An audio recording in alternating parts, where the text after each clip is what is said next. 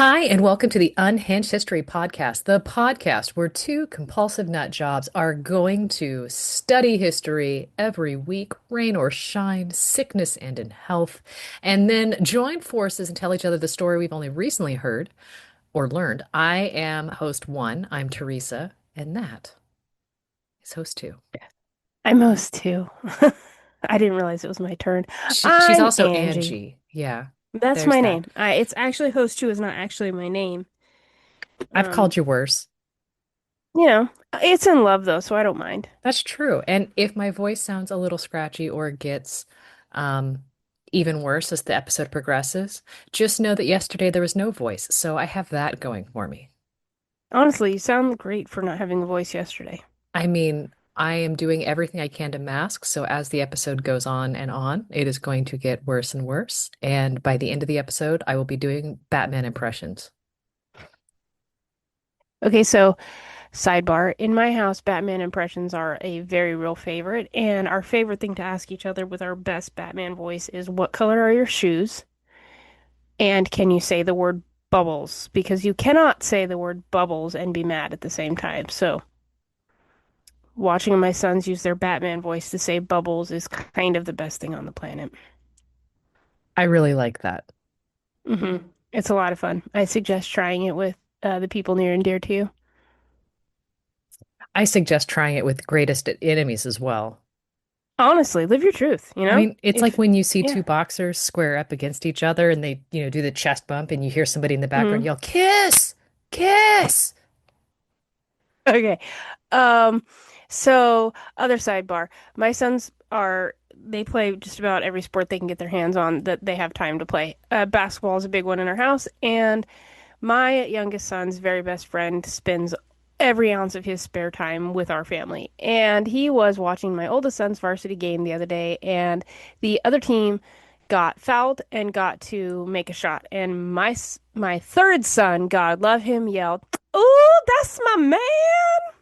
as he was standing up to make the shot. And I was sitting like the boys were sitting up in the group with like all their friends, and I was sitting maybe 15 feet away from them, and I knew that was mine, and I just could not help but laugh. And my husband leaned over and was like, "That one's ours, isn't it?" Yes. Yes, it is. I love that for you. Mm-hmm. It made me laugh. It made me laugh big. It was a fun night. So yeah. I also recognize that I get to go first. You recognize because I called it out before I hit record. Yeah, well, I guess really what I recognize is that I haven't started yet. I mean, look, you do you. I'm just gonna sit here and do some beadwork. Okay, that's cool. I have a cool new quickie toy, so hopefully you don't hear it, but I am so excited about having a cool new quickie toy for when we record. A whole new quickie toy? Oh, clicky. Quickie. Clicky. Okay, I was like, Yeah. Angie, we do not do that while recording in case we ever want a political career.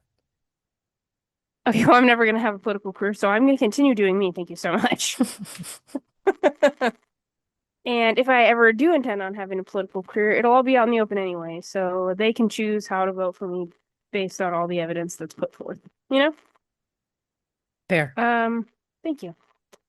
That said, I had a completely different story planned for today, and then I learned about this story, and I immediately switched gears and had to buy a book and the whole bit. Okay, so my sources are Tudor English and Black, and not a slave in sight. Black History Month, The Guardian. Author's name is Bashida. It was from Sunday, October 29th, 2017. The wonderful book by Dr. Miranda Cuffman called The Black Tudors is simply what it's called. My notes are sideways on that. Two websites from Sealy Manor, a KS History and Homework Help. It's like a BBC bite size, like the cute little kid ones that like explain everything in the simplest terms. Oh, I need more of those in my life. Let's be honest. I love them, and I try to find them whenever it's a little bit of a challenging topic where I like maybe I don't understand all the ins and outs. And I actually wasn't looking for it in this one, but that happened, and I was like, that is so cool. Thank you so much. A article on the ebsco.com. It's a research starter website. I've used it before. I've mentioned it before. that is all about the 1833 Act of Abolition and Slavery in British Europe, in the British Empire. It is by Richard Sheeposh. I just think that's a really fun name to say, so I had to say it out loud. Historic Royal Palaces has a really great article, and another article that is from Miranda Cuffman's like personal blog called Elizabeth I and the Blackamoors, the deportation that never was. Okay, so in case you're still stumbling over what the heck I'm talking about, I'm going to talk about the Black Tudors. I am here for all of this because I know none of it. Oh, so then when I ask you the question, because I was thinking, hey, when I think of Tudor England, what is the first thing that you think of? A bunch of white humans running around listening to Shakespeare. Yep, right. Okay, so Africans do not show up in that picture at all. Which is sort of, I Well, think, like, okay, they do and they don't, right? Like they don't, but then I think about Othello mm-hmm, and I go, okay, so Moors did exist. They were a part of the consciousness, mm-hmm. but so were one-breasted Amazon warriors. So funny that you should mention Othello because I think Othello was sort of modern academics' first inkling that maybe what we understood about Africans in Europe at this time is very different than what we formerly thought, which I think is really interesting, right? Because it's one of those art imitates life kind of things, but in this case, it is 100% accurate. So I think it's super cool that you would mention him. So most people probably do picture Tudor England as entirely white, but archival records reveal a really diverse population, including hundreds of Black Africans. So, for context, the Tudor period ranges from the years of 18, excuse me, did it again, I love it's 14. contagious because this is something I did all the time. And now Oh, you're just like, yep, following suit. I'm just hanging on to it for dear life this time. Ranging from the years of 1485, there we go. I don't know where it would have gone with 1843, I guess. 1485 to 1603. Now, this also coincides with England's like early global exploration and the beginning of the transatlantic slave trade. However, England doesn't play a part in the slave trade till around 1562. And it's only in the colonies, which makes for a really complicated understanding of the African view of and in England, right? Because in the British colonies, slavery is very accepted. It's very much a part of culture and society at the time, but in the on the English mainland, it is not. And it is very clearly understood that it is not. So, just to make it really simple, Sheeposh writing for the EBSCO says, quote, the act on all of a sudden I can't say this word, abolition. The Act on the Abolition of Slavery in the British Empire was a law in 1833 that officially ended the practice of slavery across all British held colonies in the world. Slavery itself had been declared illegal in Great Britain on a technicality in 1772, and the trade of enslaved people was banned in 1807. So I think that little bit of context is just super relevant to the topic because of how it plays out in like real time for them, right? Right. Just to briefly state, there is a very real understanding that to Africans during the Tudor period, to set foot on English soil was to be free. There's this precedent set in a 1569 court ruling stating that, quote, England was too pure an air for a slave to breathe in. And like that is what any sort of court ruling would base itself on was that statement. That is Good, a bad, or fascinating different. one. I know. I was like, hold on. So at some point a judge looks back on this previous statement and is like, nope, since 1569, this is how we felt about it. So that's what we're working with. So the conclusion that was to come at the time was that in England, you are free. And Dr. Kaufman explains in her book, quote, the tutors were far more likely to judge a new acquaintance by his or her religion and social class than by where they were born or the color of their skin. Though these categories often do intersect, they were far more interested in what your religion was than what your melanin was, Yeah, that checks. But I'm curious on how doesn't this it? plays out because I know that when there was an influx of immigrants from Jamaica to Britain in, say, like World War II era or just after, that they faced a lot of discrimination. So I want to hear how that tension plays out. At this time, I think you'll find it differently than it would have been in the 40s. And I'll tell you, you'll kind of see it play out a little bit in what I'm gonna bring to you next.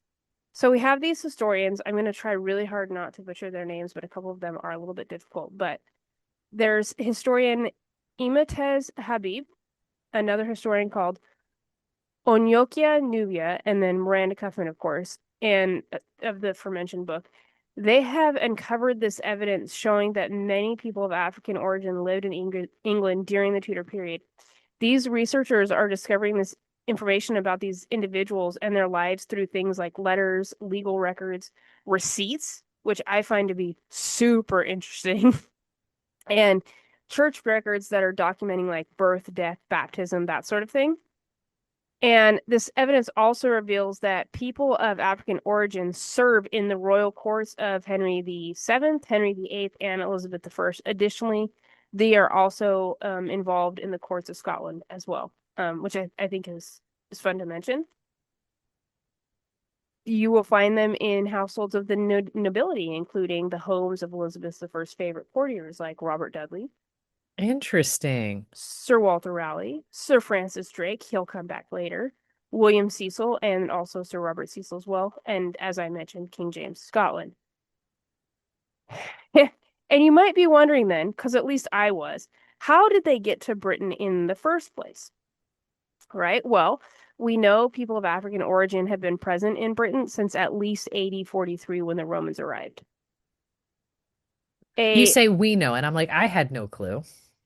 I had a clue, but only for something completely unrelated to this topic, if that makes sense. Um, so basically, a group of North African, and I'm going to do really, really, really, really hard to refrain my excitement when I mention this. A group of North African soldiers are stationed at Hadrian's Wall in northern England around the same time. But in the south of England lives a woman of sub-Saharan African heritage, and she had resided there since at least her early childhood. She possibly could have been born there. Holy cow. Right. So you have this separation of like place and time and people, right? So you have North Africans and Romans hanging out in northern England above Hadrian's Wall, right? And then you also have in the south of England this sub-Saharan African who's living there at the same time as the Romans. And to me, my brain was just like, wow, that's crazy. Then there is this beautiful woman called the Ivory Bangle Lady. She is discovered in 1901. She lived in what would be Roman York in the 4th century. She was of North African descent and was buried with really valuable items, including things like jet and elephant ivory bracelets, earrings, pendants, beads. Also located with her is a blue glass jug as well as a glass mirror. And historians are discovering more and more evidence of people of African heritage in medieval Britain, though their numbers appear to be smaller during that time than they would have been during the Roman occupation or during the Tudor period and onward. This is So they giving the stayed. same level of craziness and like mind-blowingness as like Yasuke being the first foreign samurai. Right. Yeah.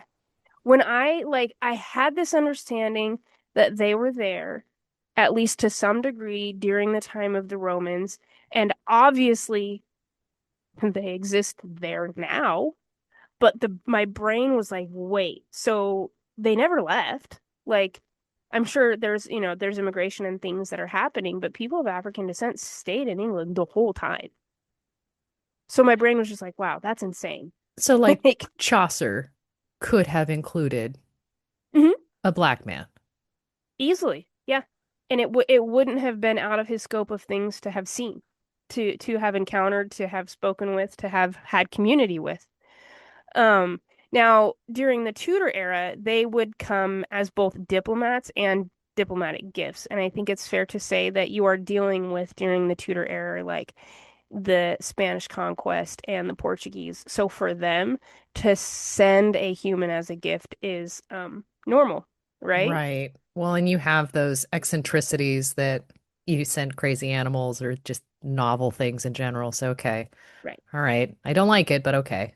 But right, okay, so we're seeing them in this light of both a diplomat and a present, which is weird, but it's very interesting. Some of them at this time would have made their way to England via Southern Europe as maybe they're traveling with merchants or returning with explorers. Some even just choose to freely immigrate there. Like, oh, I've heard this place is lovely. Let's pack up and go. I hear they have no sunlight. I'm sure this will be Let's do great. this. Let's go. Um, Few, though, at this time came straight from Africa because England was not involved in trade or otherwise within the African continent at this time. Like, if it was on a very minor scale compared to how it would be later. And that also blew my mind. I was like, hold on, you mean to say that we white people have not been bothering the Africans the entire time? No, no, no, we have. We have, in fact, been bothering all of the rest of the world for the entire time. But there was a time where they're just England wasn't the powerhouse we know them today, and they weren't as exploratory as they were more focused on the interior. So they didn't have a reason to be going to Africa or South America or really anywhere else at the point. Now, these Africans that we're finding at this time in Tudor England would have originally come from both West and North Africa, as well as the Iberian Peninsula, which I was like, oh, that's kind of cool because, right, we have Moors, Yeah. and that makes total sense, right? There are some records that give us idea of their positions in England. There are documented servants, sailors, dock workers, salvage divers, musicians, sex workers, of course, and laundresses, and the list goes on and on. Um, I just cannot say like enough that it is so important to know that there are no formal slavery laws at this time. So there are times where they were servants and like often, though this could be found more in the home of international merchants. And if you were a servant serving in an English home, you were being paid. At least that's what our understanding is. Okay. International merchants work a little different. They could have come as slaves, but as soon as they find out that if you're on English soil, you're free, they're probably going to figure out how to become free. Like they don't stay in these international merchant households long without finding out that either I can be paid or I can be freed. They're like, hey, I'm going to go to the store to pick you up some eggs. And oop, I found freedom Oh, instead. Goodbye. oh, bye. Even in English royal households, they are paid and they are paid and treated well, which I think is really cool because that's not what I expected. Um, Given that I stated earlier that Britons at this time cared more about your religion and social class than the color of your skin, it is worth mentioning that some Africans are christened, and they adopt English names. Some do keep their original names, but it seems to be more that English style that they end up going with for records. So it does make it a little bit of an intense archival project and an intense understanding to confirm if a person is of African descent, because guess what? You can have black in your name and more in your name and just be Scottish. That makes sense. Yeah. So there's definitely some heavy lifting happening when you're trying to determine the ethnicity of a person based on the records. Sometimes it's really obvious, other times they're digging for understanding, which I think is awesome on the researcher's part to be able to be willing to do that, to just understand this time better. And I'm here for it. Like, can't wait to see what we learn as more records are digitized. All that said, you want to hear about some of their stories that the records have uncovered? I'm grateful that you have them. Okay. There is arguably the most famous. His name is John Blank. I think it might be a play on words. It's spelled Blanke. So, um, anyway, according to historicroyalpalaces.org, he is the only one with which we have a known image of. That is because he is a very talented trumpeter who served in the courts of both Henry VII and VIII. Oh, Hmm. Um, when I say served, I only mean that in the context that the court is his job, so he is serving in this position. Um, he is paid rather handsomely for his work. Unfortunately, the documentation doesn't tell us where he's from. We suspect, obviously, North or West Africa. And it's very likely that he came originally as part of Catherine of Aragon's entourage in 1501, that would make sense because she was from right? Spain. Right. And we know for sure that he was receiving payments for his work from Henry VII by 1507. It's possible that when Arthur, Catherine's first husband, died, she was sort of living off whatever she could sell, whatever she could pawn, because she's not receiving her full dowry. I'll mention this later, but she's having a hard time paying her staff. It's possible that this is the point with which he joins Henry VII's court, because he is free to choose his employer.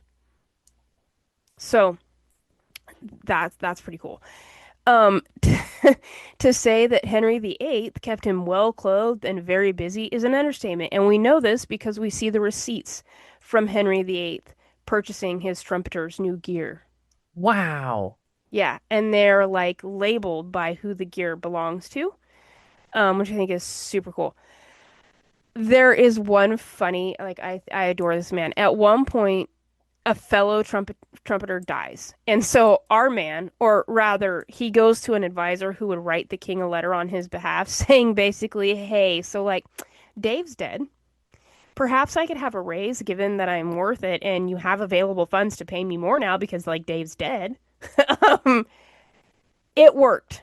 Dude, I would have assumed that wouldn't have worked because, but hey, No, I it love that worked, it did. right?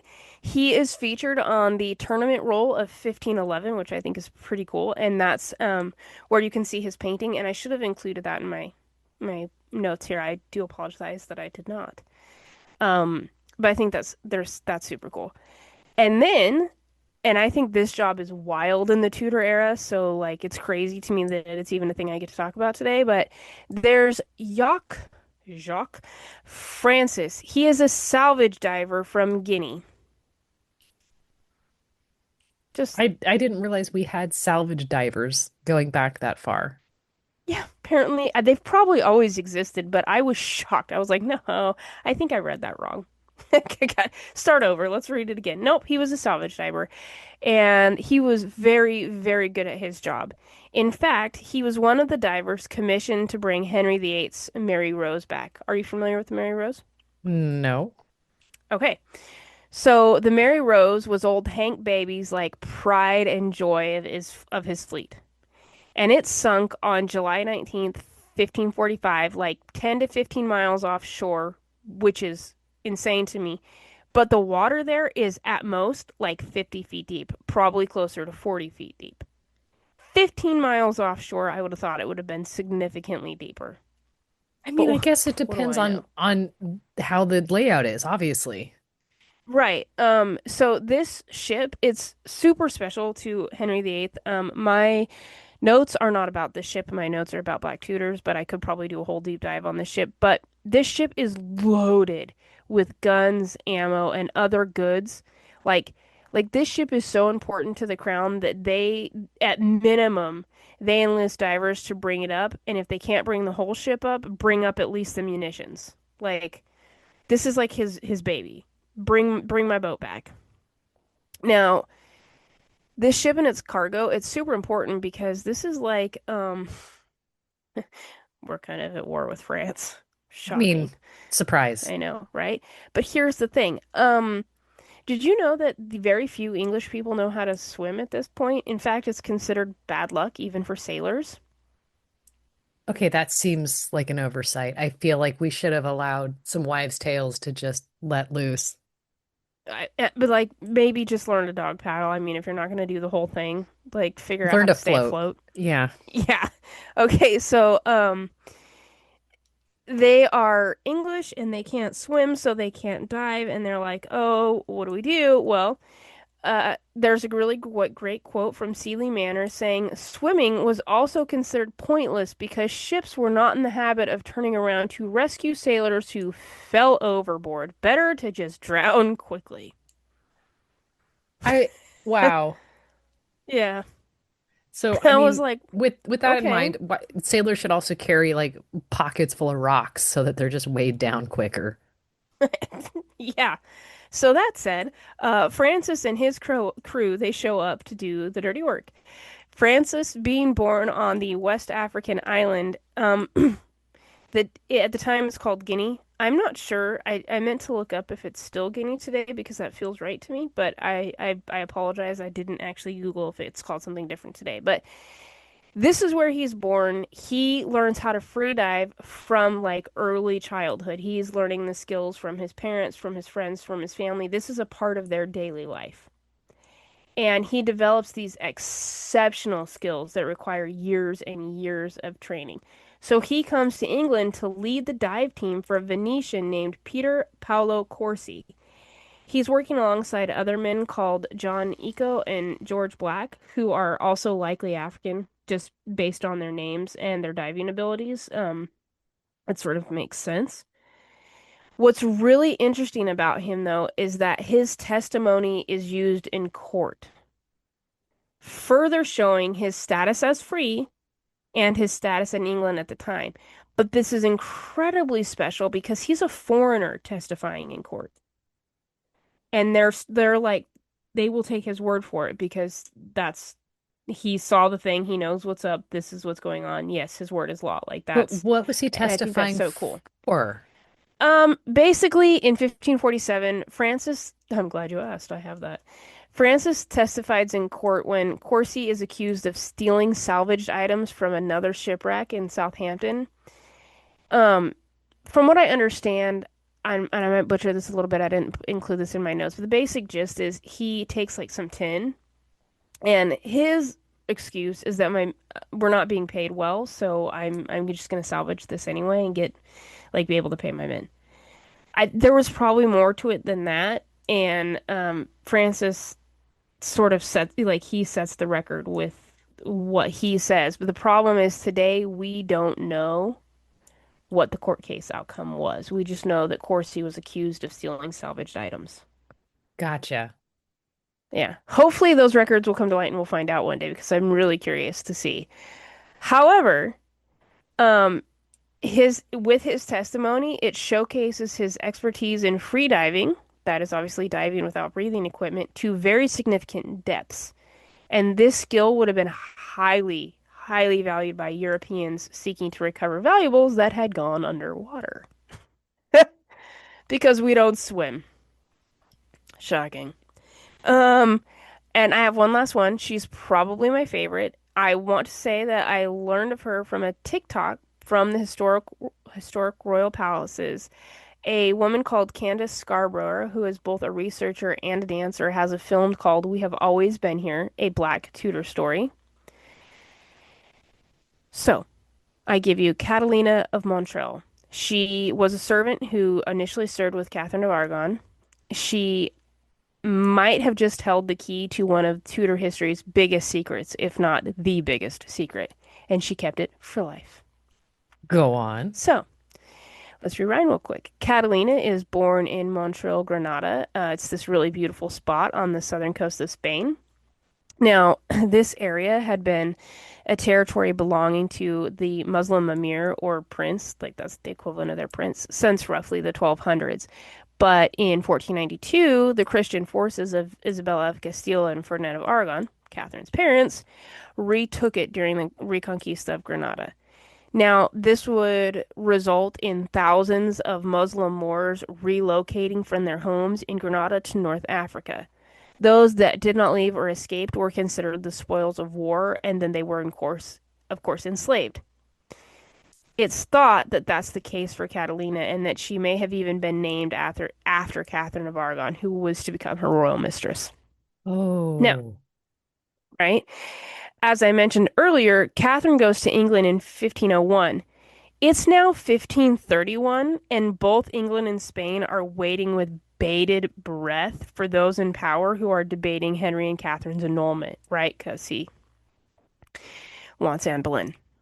Anyway, they're looking for any help that can expedite, like the English are looking for any help that can expedite Henry's case, which is basically that Henry is saying their marriage was invalid due to the fact that the marriage between Catherine and his older brother had in fact been consummated. Right. Just to rage bait you, this is like 30 years ago. I Little mean, late to the show. look, I mean, you look for a loophole when you need a loophole. He is going to find that loophole. So the queen, she is questioned with some intense humiliation, and the results they prove not conclusive. Now, when Catherine had arrived in England, she arrived with two unnamed enslaved women.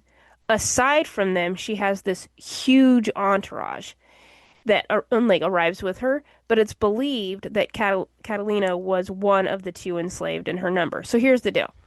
2 days after she arrives in London, her and Arthur are married. Catalina was a servant of the royal bedchamber and would have prepared Catherine's marriage bed that night and cared for it the next day as well.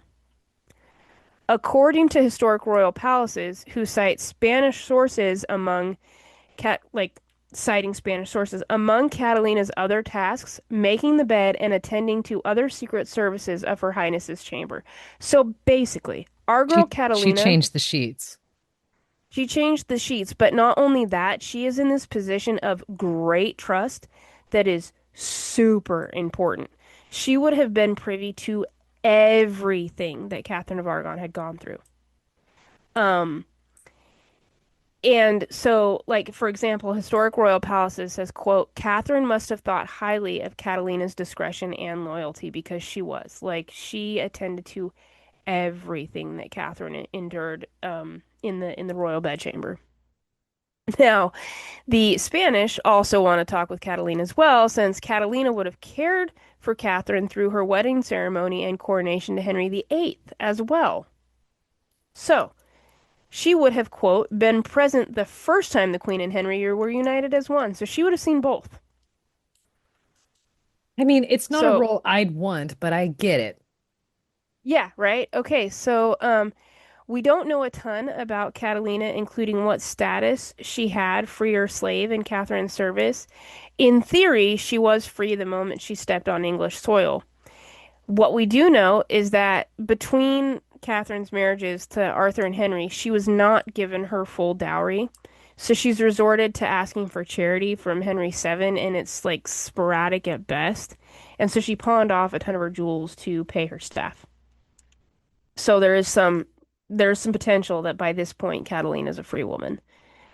When both the English and the Spanish want to talk to Catalina, they refer to her as, quote, once the queen's slave, which I think is a really important identifier for her because that implies she is no longer, Right. right? So at some point, she has left the queen's service, slave or otherwise, paid or otherwise. We don't know when or why she leaves the queen's service, but we do know that she marries a crossbow maker called Oviedo. And they think that he traveled to the English court to show Henry his wares. Like he was really good at his crossbows, and Henry loved to purchase a new weapon. And that's possibly how the two met. They would eventually settle in Malinga and have two daughters. Later, when her husband died, she takes her daughters back home to her birthplace in Montreal, which I think super Wow. cool. Now, we have no record of how Catalina responded to the Spanish delegation who came a-calling. There are those that believe that the lack of a report suggests she refused to speak on the matter of her former mistress's personal moments. It's also possible that her testimony was destroyed or that she died before they ever found her. Either way, she appears to have taken her role in Catherine's confidence very seriously, and she never told anybody what happened in the bedchamber. Dang. I'm like, get it, girlfriend, I like you. And then for funsies, there is Diego, who is listed as a crew member on Sir Francis Drake's Circumnavigation of the World. Queen Lizzie I has a black maid, and then there's Catalina and Mary Fills. These are women who appear in parish and court records in London. There's the story of Reasonable Black Man, who was a silk weaver in London at the time, which I think is super cool. And as these records are being digitized and scoured, we're learning more and more.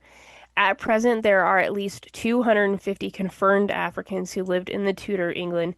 Places like London, Bristol, Plymouth, Southampton, like I said, they would work as domestic service, skilled tradesmen. They would even be married to English partners, and they would hold property and were integral members of their community. Now, for years, there was this belief that Elizabeth I, during her reign, there was this thing called the 1596 Deportation Proclamation. And basically, it's claiming that black residents were causing problems like unemployment, scapegoat, Yeah, no kidding. This sounds familiar. right? But Dr. Kaufman states rather that in the simplest form, it's basically a scheme from an unsuccessful businessman who's just annoyed the crown until he got what he wanted, not the country as a whole, and he didn't ever get what he wanted. So that's the story of the Black Tudors and how Elizabeth I, in fact, did not deport them. So there you I love that. go. It made my whole week to learn that. I like inhaled her book. Like it took me 2 days. I loved it. Well, I'm going to shift gears dramatically, and I am going to tell you the story of Darius McCollum, and he is a recent figure. Okay, let's go. Okay, my sources. The documentary Off the Rails. An article from the Mighty Off the Rails documentary tells the story of Darius McCollum, an autistic man who's been arrested 32 times by Jordan Davison. The magazine EP, they have a article Autism Schmatism by Michael John Carley. The Thinking Person's Guide to Autism, Off the Rails, a documentary about Darius McCollum, a review by Maxfield Sparrow, and Neurodiversity Press. For those who know his story, a Darius McCollum update by John Michael Carley. I Are you love all ready? of this already. So we have our hero here. I'll say, I'm going to say hero. I'm a fan, but this is I'm already a fan. um, Darius McCallum. He's born in Brooklyn and he's raised by his mom, who would take him on train trips, and she would notice his fascination with traveling on New York City trains. Okay.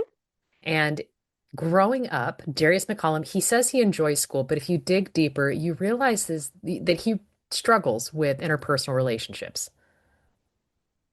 That feels very neurodivergent. Yep. I mean, I did mention the word autism in many articles, so you're gonna, kind of hear that theme popping up here because after school, he would go to the subway and the staff there were super kind.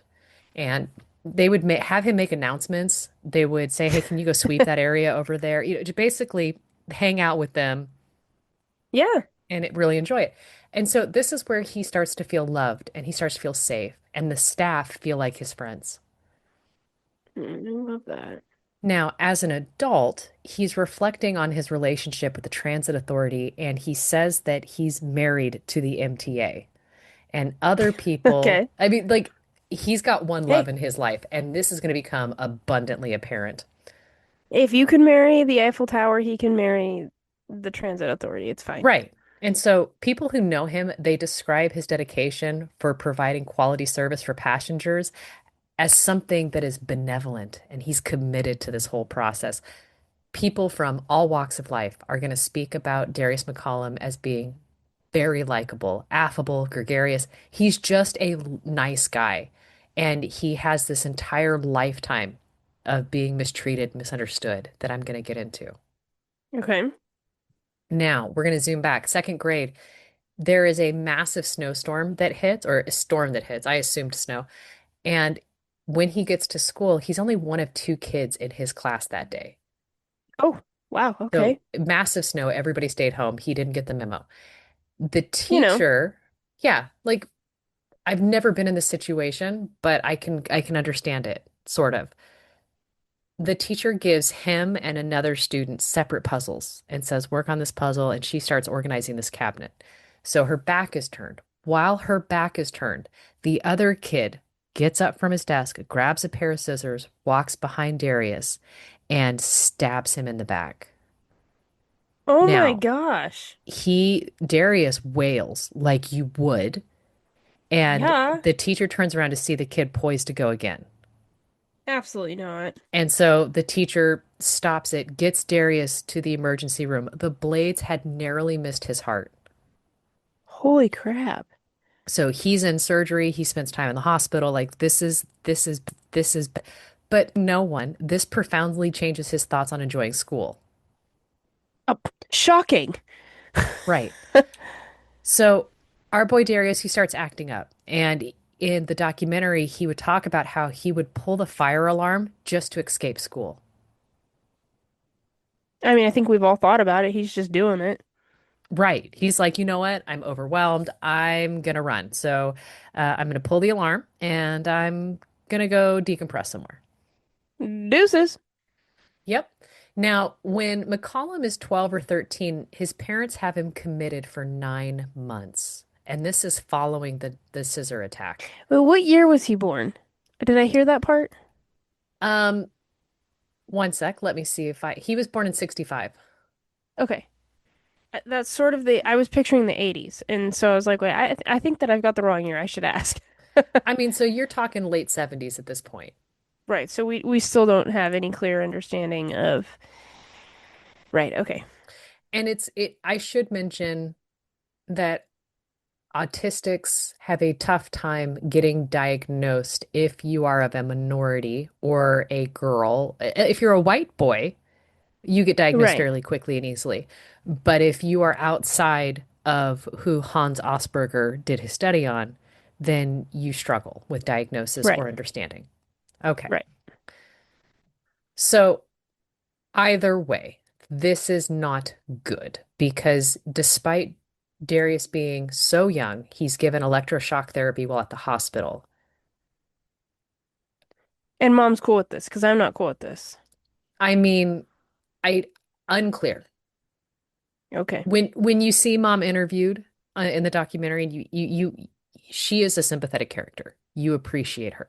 She is doing the Okay. best she can. Okay. Okay. Understand that this is New York. They are In the black. They are 70s. impoverished. Right. Okay. Okay. So there's a lot of things stacked against Darius. So again, he doesn't feel he can trust anybody at school. And so he goes to where he can feel safe and valued, the subway. Right. That makes sense. Now, transit workers, they love Darius. They have him running errands, he does chores, and he is just happy-go-lucky. This subway is his Disneyland. So he's going to do everything he can to please them. Right. You keep Now, letting me in come back, I will sweep every day. right, you want me to make the announcements? Fantastic. You got it. What do you need? I'm here for you. Now, in the film, McCollum says, because I have Asperger's syndrome, I have trouble making friends. I didn't want to be bullied. I didn't want to be picked on. I didn't want to have to be beaten up, which All is fair. heartbreaking. Yeah. Now, instead of doing all those things, like bullied and beat up, he escapes to the subway. He memorizes the entire New York City subway system by age 8. Holy beans, there are adults that still don't know how to get to the office. Yeah, exactly. Now, while he's there interacting with staff, he's asking them, what does this button do? What does that button do? And he would just watch and he would listen. Like the person at the booth, he listened to everything they did, watched everything they did.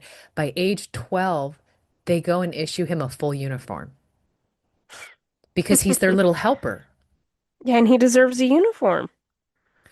All the workers, they think he's the most interesting kid they'd ever met. Why? Because he's interested in them. He's interested in their job. Mm-hmm. And so they feed into this. Now, eventually staff end up fighting over him and trying to use him for his help. I love this. April of 1978, they teach him how to operate a train, That's so cool. which I mean, when I was a wee one, I got to go to the cockpit of an airplane several times while in flight, which my kid will never know. And I can only imagine how neat that would be for somebody so interested in trains. Mm-hmm. Now, 100%. age 15, things escalate a little bit. One employee asks him to drive the train unsupervised to the World Trade Center and come back. Okay. The guy he replaced goes to see his own girlfriend. Of course. And a passenger ends up seeing what they presume is a kid driving the train, and they go and tattle. Of course. And then the Ruin dispatcher everybody's comes fun. down. Yep. And the dispatcher comes down and goes, "Where's Carl? Where is Carl? Carl should be the guy driving the train." So next thing you know, transit cops come down. They detain Darius, and his mom is so pissed that the word train not allowed to be mentioned at the house. Oof. I But mean, that's his life. I get it. I get both sides of this because she's afraid that something could have happened while he was on the train and he could have injured people. Or himself, or any number of things, right? Right. Now, poor Darius, he feels the call of the train, so he goes back down to the subway. As you do.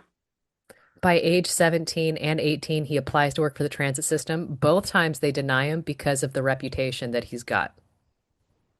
That one time I drove a train unsupervised to the World Trade Center and back, by the way, because Carl's an Safely idiot. So, yeah. making stops at each stop, doing all the right announcements. So instead, he just sneaks past security, walks up to offices, asks for uniforms, signs for them, and then walks off. Good for him. Over his time in doing this, he amassed over 130 keys to various things like Okay. rooms, offices, wheelchair ramps, lockers. Bro just has his way. Like he knows the train system. Yeah. He starts driving buses and trains nearly every day. Like stopping, knowing all the routes, stopping, taking money, making sure the money gets to where it needs to go. He wasn't stealing. Well, stealing trains, stealing buses, but not And he's not actually employed, is he? not negative. He has no job. Okay, love this. Love this. So he would do this daily, but every few months or so, that's when he'd get caught and sent back to jail again. I'm sorry. If I could you imagine having to be the one to write that story? Caught Dave again. Like, Darius, caught Darius again. Yeah. yeah. I'm just, can you But imagine? Like yeah, that's so it's Tuesday, got to go down and check on the subway. yep.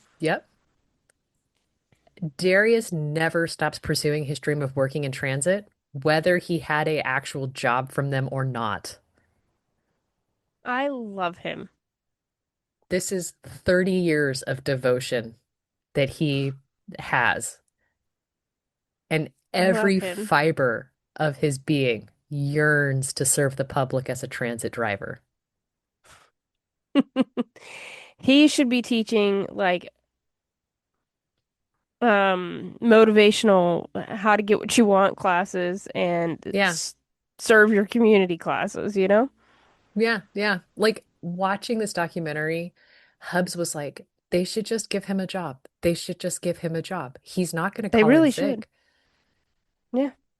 He's He's not gonna be going to your best slack. employee. Like, you want somebody who fixates on how to make the role better, Yeah. and he can't not do it. Yeah, they're really failing him by not just signing him up. Or looking the other way. Yeah. I put him on payroll personally, pay the kid. Yeah.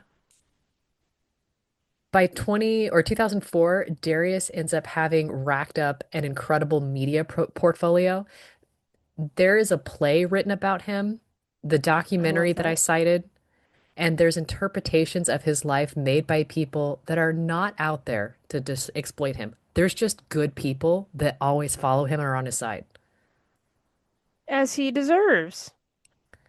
There's talk of a movie starring Julia Roberts, which, Okay. I mean, I'm here for, but it's difficult enough for any ex-inmate to get excited about starting a new life. And when you're a convicted felon, very few people And are is going to his hire. felon train theft? Yeah, it's impersonating. MTA official. It Oh, is like, right. Okay. yeah, All like the things. grand larceny. Like it's grand larceny because he's stealing expensive machines. Like He's he's bringing got a them litany. back. He, from your lips to God's ears, but strangely, that's not how it's written up in the police report. Weird. Now, he's really struggling because he's got no technical job training, no money or education. And He's so got an he's education in trains, damn it. self-taught. Listen, I'm gonna trust Darius to get me around New York faster than I'm gonna trust somebody else. Oh, 100%. Because you think about it, he's going to be perfect for the MTA. At one point, he was volunteering at the MTA. They have their own transit museum, and That's awesome. the director there realized that because he knows the system inside out, he loved the museum, that he would give tours volunteering. And he was great at giving tours because he's impassioned about it. Yeah. So the powers that be are like, you know what? He gives us a bad name. Get him gone. And so she comes out to him reluctantly and it's just like, I hate to do this. I love you. Everybody here loves you, but you got to go. Absolutely not. Yep, I know. It's awful. He goes on to try even other transit authorities in other cities. He tries Amtrak, but his career, quote unquote, always comes back to bite him in the ass because his reputation precedes him. Because basically, he has this habit. Remember the 130 keys that he's hijacked, as well as everything else? He shows how bad their security procedures are. This pisses off Homeland Security and He's apparently just, drives their insurance rates. oh, that makes sense. I mean, I get that part. Later, MTA rebuffs criticisms and escalates the divide further by demanding a repayment if there's any possible movie deals. So BS, all he of just this made your customers happy every day for 30 years. Leave him alone. for free. Yeah. Like you just had to do a couple caveats and get all this. Now, um, basically, the transit authority, they dig their heels in. They're upset with everything. But while he's in prison, at one point, Homeland Security comes and visits him. And Darius, being so giving, such a lover, he welcomed them. And he doesn't ask for anything in return. And he ends up telling them, like, here's how I got through security. Here's how I made through this. Here's how you should improve things. Like, I have broken in hundreds and hundreds of times. Here's how what you can do to get things set up proper. They gave him nothing in return. I And hate that. I mean, because you think about it, he is so sweet and so kind that he doesn't even think that he's going to be taken advantage of. Yeah. I hate that. Take care of him. Now, over the years, what ends up happening is he gets out Stop and it. then nearly instantly. So over the years, it ends up that he basically, as soon as he gets out, he takes another car or a bus for a joyride, and then boom, he gets locked up again.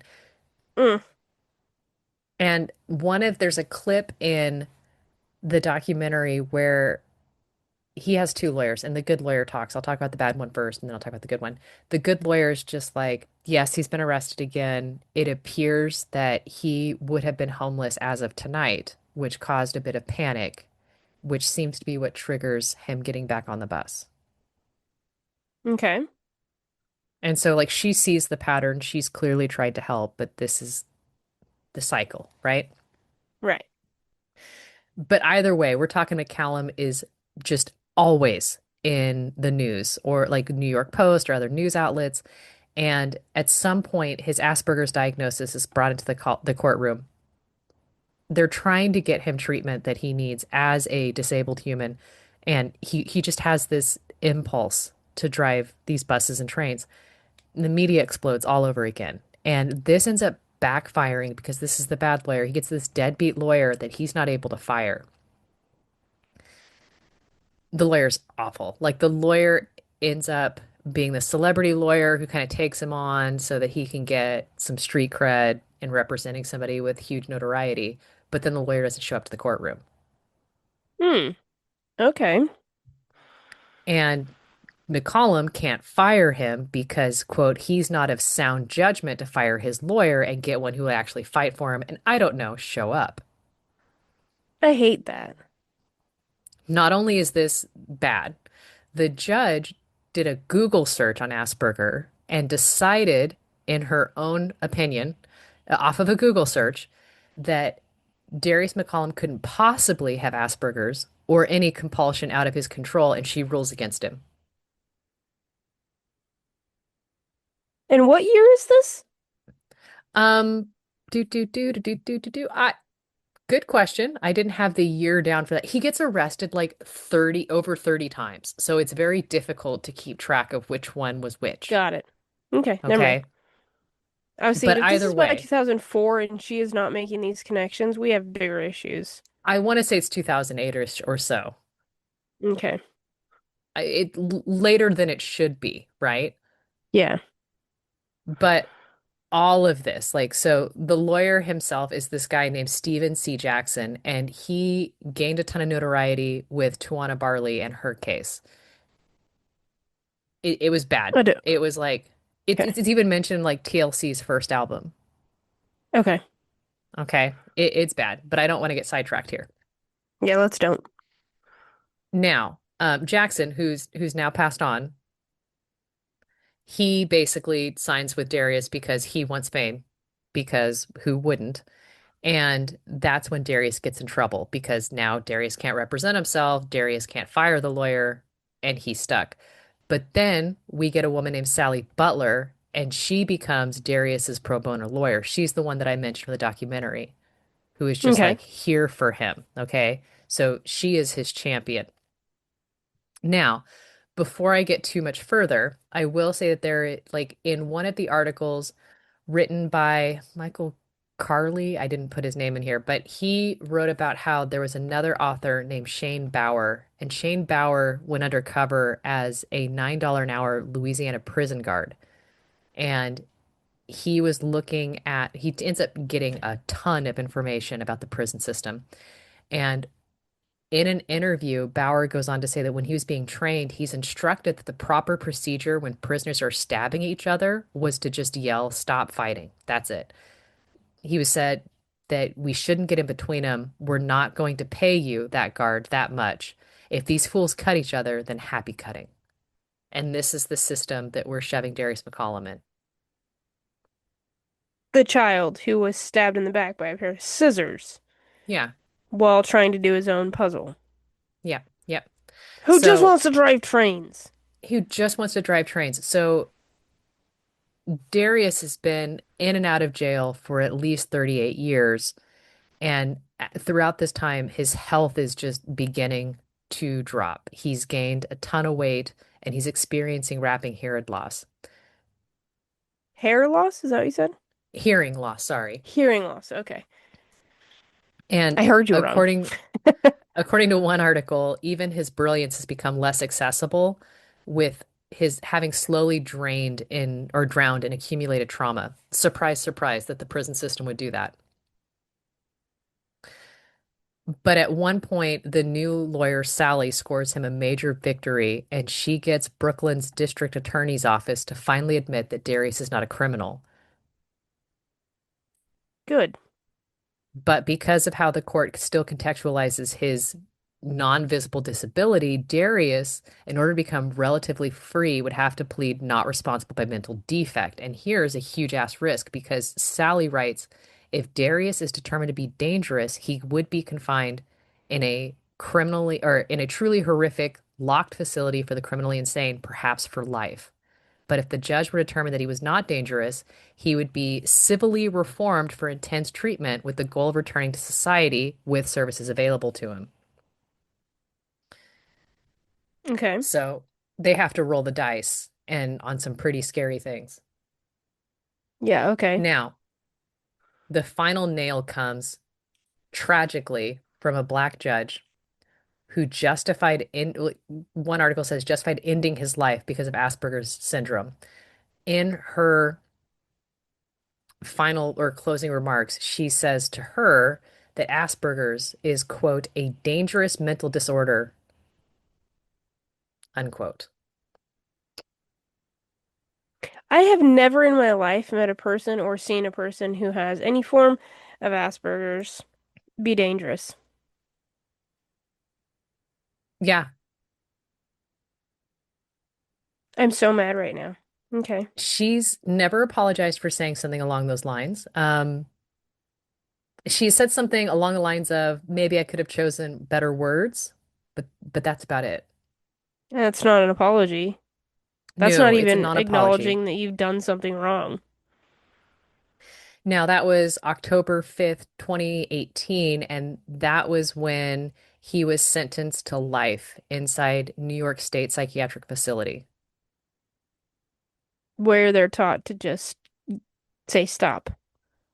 No, this was even worse because to get out of this horrific facility, you have to be, quote, rehabilitated, but they don't have the services to rehabilitate, so nobody ever gets out. Hmm. Okay. So, in theory, they had sentenced him to life in prison. And this is the kind of person who has just spent a majority of his adult life in institutions where he's been underserved the entire time. Now, um, that was pretty rough, but I will say a positive update is as of October 2025, he was miraculously moved to facility in Orangeburg, North or New York. Now they have pretty much the same lockdown and life rules, but now he's sharing space with nonviolent offenders. So he might have a chance of having some sort of decent, well, a more decent opportunity than he would have had in any other institution. It Correct. doesn't make it better. He should be out living his life. Right. I hate that. Poor guy. But it was still an eye-opening documentary, right? Because I think the big issues are autistic struggle in this world, not because we are disabled, but we are disabled by our environments. And Mm-hmm. this environment was clearly not set up for Darius McCollum. The system is not designed to deal with them, and they don't know what to do. And so they revert back to their only recourse, which is just lock him up. Hate that. It's I not what did he like that deserves, and he that's got not to a what he better spot. needs. No, Yeah, it's he not did what he get to a needs. better spot. I think about like, it makes me so mad to know that historically, like, people that are differently abled are in the Western world not treated well. I know that there are times in our history where that's not always the case, but I feel like humans have been humaning this whole time, and you're trying to tell me that this is new? Yeah, we've had, I mean, autism has just maybe been poorly understood, but I think that there have been historical contexts forever. Da This isn't Vinci? new, right? Yeah. It makes me sad because if you give a person the tools they need to express themselves, if you give a person the tools they need to just succeed, how much more could they give back to society as a whole? Well, and one author of the articles I was reading identifies as autistic, and he was saying there's just several differences between Darius and him. Hmm. He's white, Darius is black. He came from more means than Darius did, and so Hmm. he was afforded an Ivy League education. Yeah. But if you pull that privilege away, now you have somebody who has very different or very similar abilities to you, and you can Yeah. see how easily you could have ended up there. Yeah. And I'm sure that's exactly what that author was thinking. Like, oh yeah, no, our stories aren't that different. Like, okay, maybe our special interest topic is different, right? Like, yeah, But in a that separate breaks my timeline, heart. this could be me. Yeah. Oh, that breaks my heart. But I love that he loved trains, and I would have loved to ride the train that he was driving. Like there's a clip of him in the documentary listening to a train announcer, and he goes, "No, that's not how you do it. You don't just be like, next stop, this." He goes, "No. Ladies and gentlemen, we're so grateful to have you here. This next stop is da da da da." Because he loves his job. Right. It's So ugh. I'm hoping that stories like this get told, get shared, and help reshape society so that we're able to create a path for Hmm. people like him. I'm gonna say that I am lucky enough to see it a lot in this younger generation. Um, both of my sons have played on teams or have had I don't know what the right word is, but community with differently abled individuals. And the way that their community brings them in, uplifts them, and cares for them is unparalleled. Like this, I have so much faith in this next generation to make it a better world, even like you don't want to put that on anybody's shoulders, you know what I mean? But just Right. in the way they treat each other and the way that um they don't see it, like to me at least with my kids as friends, they don't see inabilities. They see different abilities. And so like okay, for example, my oldest son has a team manager who basketball is his thing, right? Like he lives for basketball, eats, drinks, breathes it, knows all the plays, knows all the things, but he can't play the game. His team takes care of him because he takes care of them. He will never be made fun of. He will never be excluded. Like they see him as one of them. It's just that he does something different for the team than they do. And I think that's how it's supposed to be, but unfortunately, the last several decades of humanity kind of missed the mark. Right. Right. And So I mean, I'm just hopeful, you know? I think we need to celebrate those wins Mm-hmm. and speak the world that we want into existence. Mm-hmm. 100%. And read all the time and continue to show both your children and yourself different people. Like you're never going to be a better person if you stick in your own realm. Yeah. Thank you. Yeah. And then approach things with curiosity. Mm-hmm. 100%. 100%. I loved your story. I'm sad that he's otherwise incarcerated. He deserves to be driving trains. Right. I didn't put this in my notes, but at one point he gets married and they interview the woman that he'd married, and you can tell that she really loved him. But at one point he started coming home late and she thinks he's cheating on me. And so she calls him out and he's like, "No, I'm on the trains."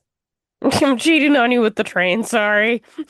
And so that's when she goes like, "Well, okay, fine. I if you had to pick one, would you pick me or the trains?" And he goes, Easy, the trains." I can respect that. Yeah, and so like you can tell that broke her heart because they ended up separating. But like to know that he loves trains that much. Good. And he's honest about it. He's not sneaking around. Yeah, just like, "Oh, let me guess, you're on the E line, aren't you?" You turn your butt around, get back on the D line, and come home. Yeah, I think that's actually really cute. Good for him. Good, good for him sticking to his truth there, you know? yeah, but that's the story of Darius McCollum. Mhm. Thank you for telling me that very wildly different story than the story I brought you. I mean, it's typically wild from the stuff I normally bring because it happened recently and I had an update as of a couple months ago. So I was like, all right, let's do it. That is super But cool. if you're like, "Oh my gosh, this was completely not where I thought it was going. I laughed, I got angry, I teared up a little bit." Girl, same. And if Hmm. you want to join us again, we're going to do this every week because that's what we do. And next week, I won't sound like Batman, or a poor imposter thereof. So rate, review, subscribe, and I'm send really this let with your down. favorite Batman impersonator. What color are your shoes? Bubbles. See? Yeah, you're right. Dang You're it. right. On that note, goodbye. Bye.